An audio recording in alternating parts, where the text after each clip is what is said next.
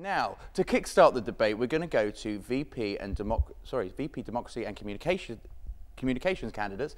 Sorry about that. And so first up, we have Mr. David Haines, and we're going to have a look at his manifesto points. So what we're going to do, the format of the debate is that each candidate will come onto the floor, and before that we'll let you in on what their manifesto points were, and this is something we prepared a little earlier in the week. So here we have it, first candidate for VP Dems and Comms, it's David Haines, and here's his manifesto.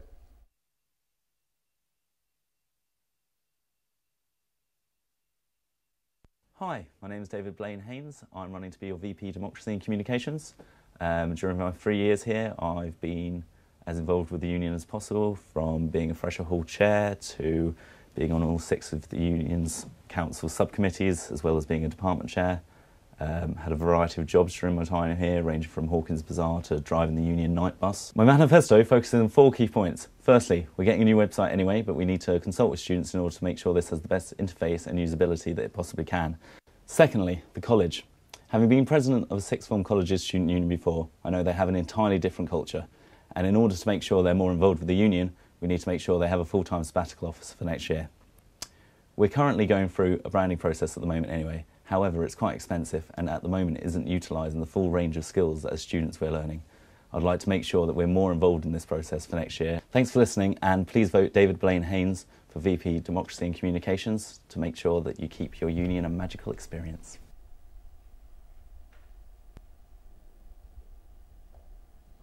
Ladies and gents, please welcome to the floor, David Haines.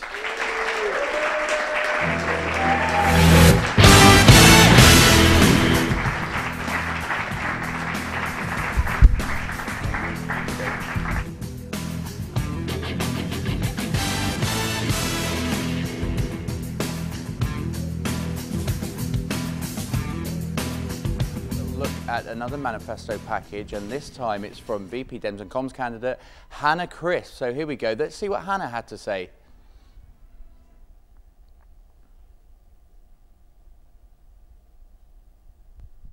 Hi, I'm Hannah Power to You Chrisp, running to be your next VP Democracy and Communications. I've sat in my hall and AU club committees, and over the last year I've sat on AU Exec as Web Media and Communications Officer. If elected, there are 4 main things I would like to do. Firstly, it's important that students know who the exec team are and what they do. I want to build on an already strong exec profile by introducing an exec spotlight campaign. This campaign will showcase each position in detail throughout the first term, so that students know from day one what each member does and who they are. Union Council continues to be a very influential section of the union. For this reason, it's important that as many students as possible are engaged. I will introduce a new marketing strategy that informs students of the function of Union Council, not just of its existence. This way, you can highlight the effect it has on every single student's experience and hopefully encourage more people to get involved. For a wider reaching union, vote Hannah Power to You Chrisp, bringing more power to you.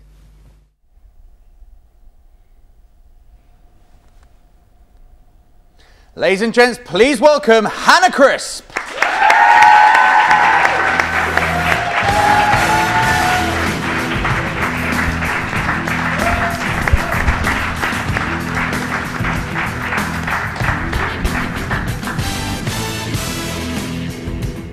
Okay guys, thank you so much for joining us here this evening. How are you feeling? Good. Yeah? A little bit nervous, apprehensive. And to my right, I've been joined. He's just appeared like a shining star of democracy, ladies and gents. It is the current VP Dems and Comms, Ali Cole. Ali, it's exploded in front of your eyes. How are you feeling about tonight's hustings? It's all a bit overwhelming, but it's exciting to see how it kicks off tonight, and it's great to go first. I'm excited to get started. Interesting choice of words, kicks off. Let's see if it does. Okay, so what we're going to do now is we're going to go over to Joe Linsky, who I believe has somebody prepared in the audience with a question for our candidates. Joe, who you got over there?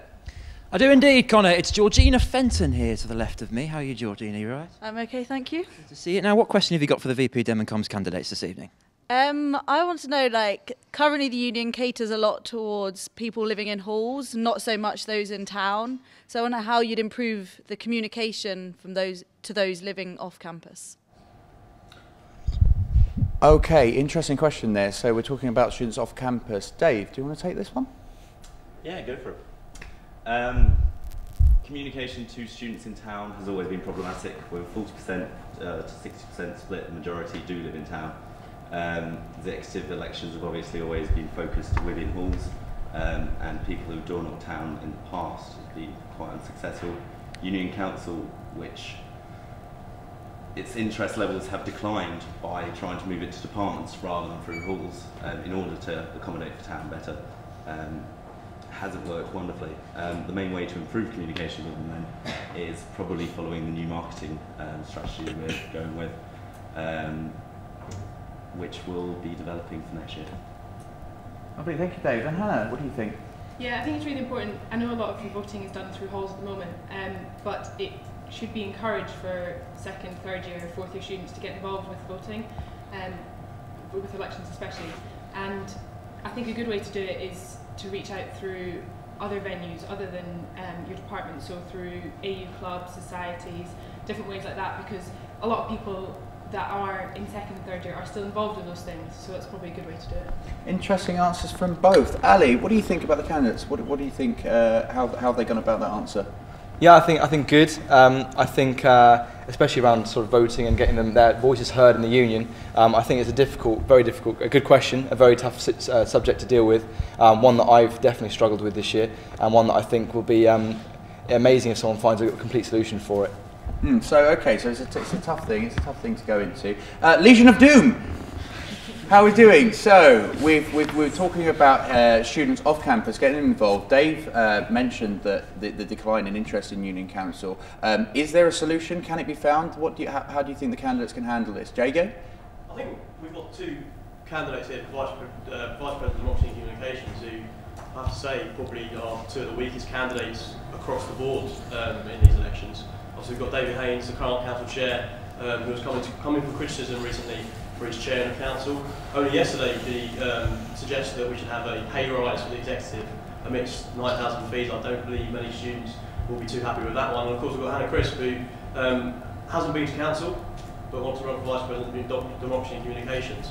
Well, my question to Hannah, my question probably to Dave as well, how can you market, one, a bad product, and two, how can you market a product that you don't know too much about? Okay, so Mr. Pearson has some bold claims. So he's arguing that it's not just students outside of campus that we need to worry about, it's across the board. Obviously there's lots of problems posed. Hannah, how do you think that these can be met?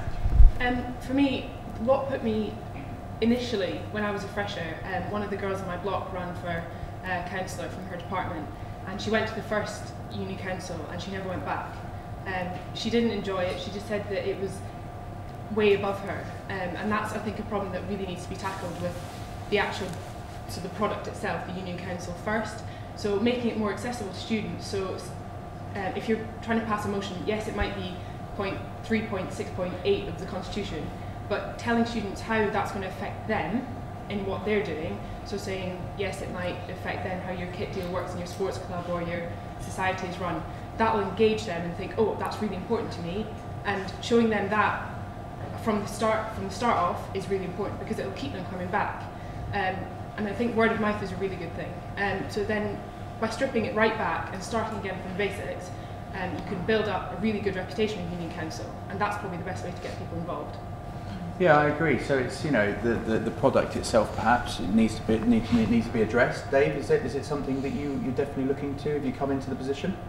Yeah, firstly, Jago has a wonderful way of spinning things.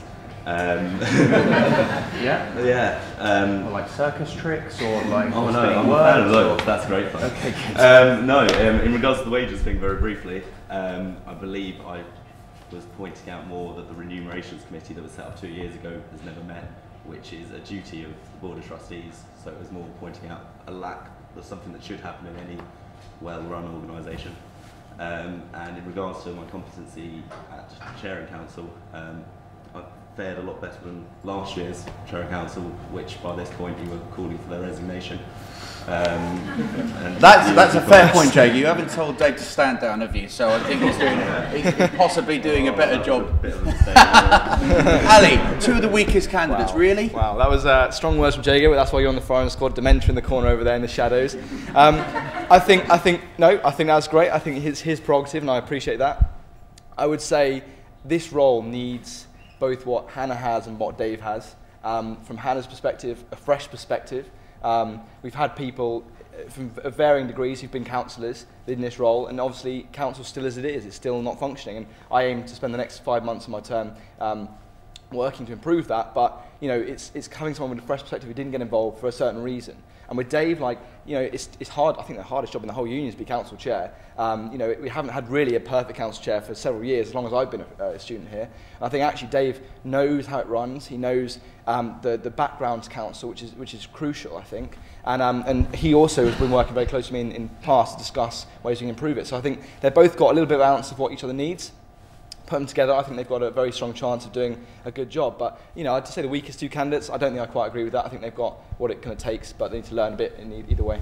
Good. So we need a bit of you and a bit of you, Hannah. So procreation on the cards, or no? Okay, Rachel, you're a hall chair. You're also a councillor. How do you feel about the union council as a product with your time on council, and what do you think these guys can bring to that? I think, well, the main thing that everyone picks up in council is how irrelevant it is to the main student body. So how would you bring it to the masses? Because that's really what council needs. Dave, how would you bring it to the masses? One of the main problems is that since the introduction of Board of Trustees, it has lost its purpose. In regards to the running of the organisation, it has no real power.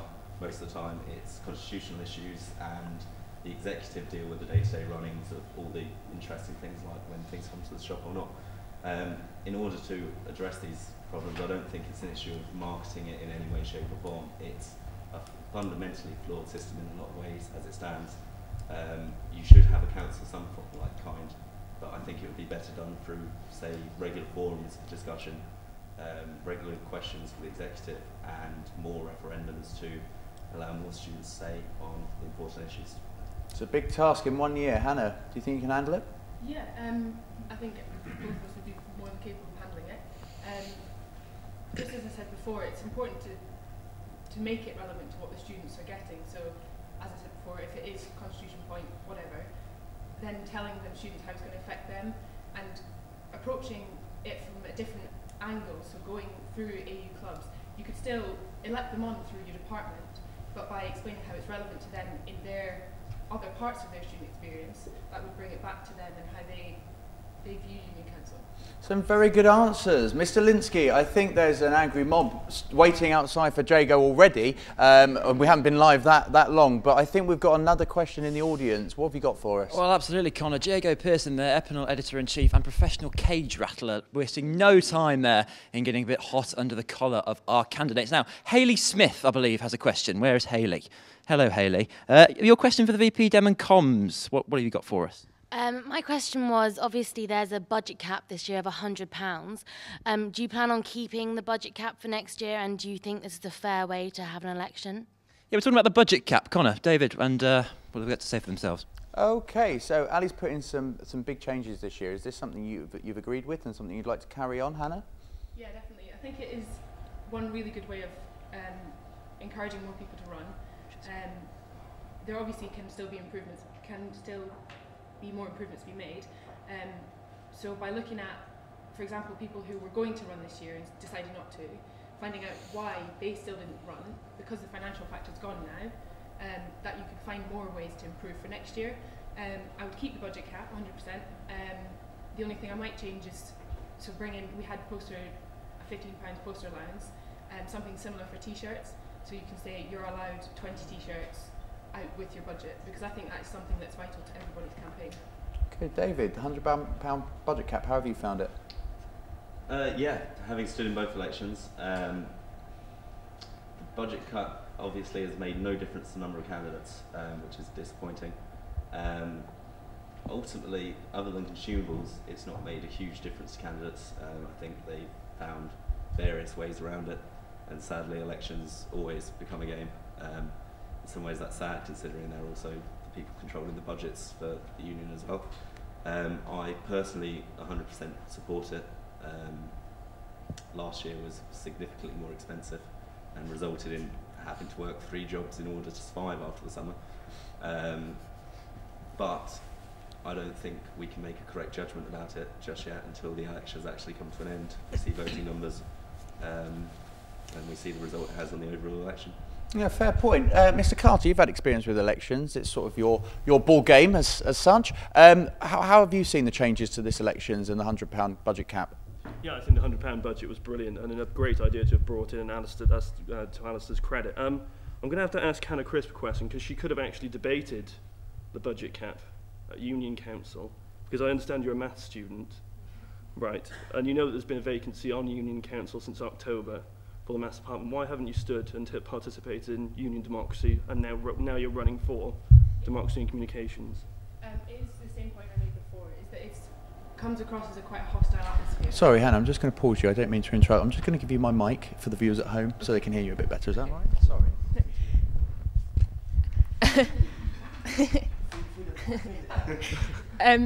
Yeah, it comes across to me as quite a hostile atmosphere, and one that has never been something that I would like to attend, and that is a main problem that really needs to be dealt with, because I've always followed Union Council.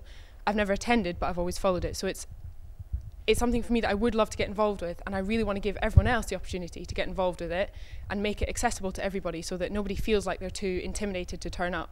That's, I think, the main thing for me. You'll have to work there.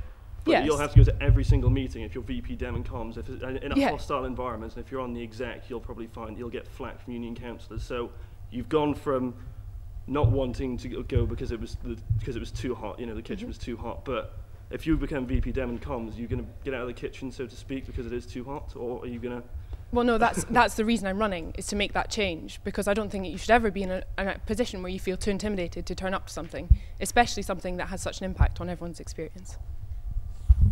Thank you, Hannah. Yeah, I can't understand. There's somewhere that's... yeah, I think that deserves a round of applause. Somewhere that's too hostile when you have the likes of Jago and Chris there. Surely there's party rings and things going around the place. Well, there are biscuits. Oh, there are biscuits. Oh, that's fair enough. So Gluten-free ones occasionally as well. There you go, yes. okay, gluten-free from Dave. Thank you. Okay, so I think we've got one more question to round off. Sorry, Dave. Yeah, you do. You do. No, you do. Go for it. Take the mic. Take the mic. Excellent. Union Council, sadly, is a horrendously hostile environment. It's something that I've tried to change by, say, bringing biscuits in and those sort of things. Even wanted to bring tea in, but apparently not everyone's a fan of tea. However, it is structured around an agenda that's very hard to change with some of the councillors that we have at the moment. There's also changes that would need to be made at a university level, which is a difficult process because it would have to go to university council in order for it to be done. I just wanted to make that point on that front because it is something that I had passionately wanted to make much more accessible. But there's a lot of resistance and a lot of paperwork that you have to do, which you can't do as a part-time position. Thanks, Xavier. I think it's a fair point that at the end of the day, you know, with the exec coming in yearly, when there's a big plan to put in place, it doesn't just happen overnight. Ali, have you found a bit of resistance to your changes this year? Well, I think with council, Hannah's right in saying that it is a very hostile environment, and Dave's right, it has to be to a certain extent.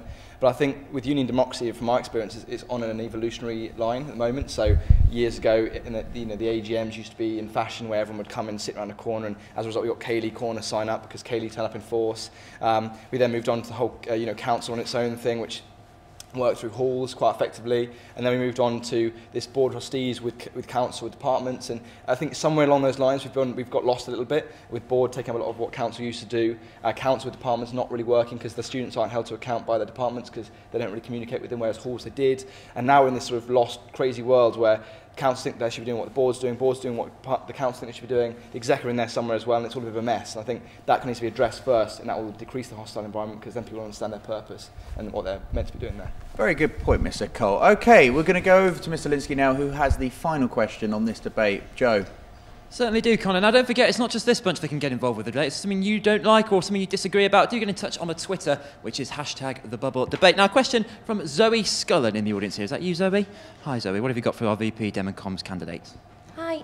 Your job will entail creating a strong relationship between the university and its constituent colleges. How have you implemented this into your manifesto, and what new ideas do you have to integrate the university and college more? Okay, so here we go. We're going to do another bit of mic sharing. We want to see, sorry, Zoe wants to see some coming together of the university and the college. How do you think you'd address that, Dave? University and college, just the university and college as opposed to the, I want to introduce a full-time sabbatical officer firstly. The college is neglected far too much. In all fairness, they also don't put in as huge a contribution as the university does to the running of the union. However, they contribute more than enough to warrant a sabbatical officer and the support that's needed. It's one of those chicken and egg arguments. We don't support them enough, therefore they obviously won't want to contribute that much. So I would propose firstly supporting the temporary position of a DO position for the rest of this year, followed by a full-time election next year, with a lot of support going in, doing a lot of training sessions, but also getting them involved in club societies, taking them on rag raids. There is a problem in regards to the colleges not living locally per se, which is one of the main benefits that we have, but I didn't leave locally to my sixth form college. It was in Cambridge. I had to do an hour journey each day, and you just need to be presented with the right opportunities. Thank you, Dave. Hannah? Sorry.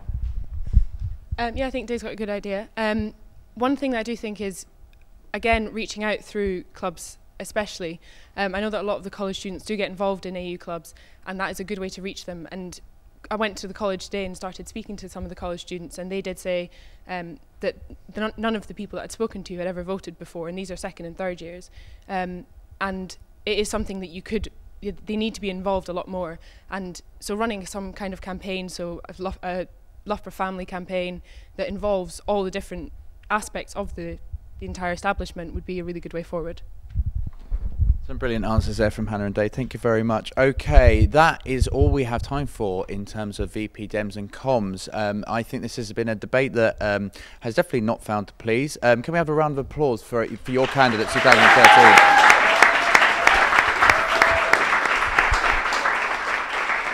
Okay, thank you very much. Thank you very much, guys. Thank you very much, Mr. Kill.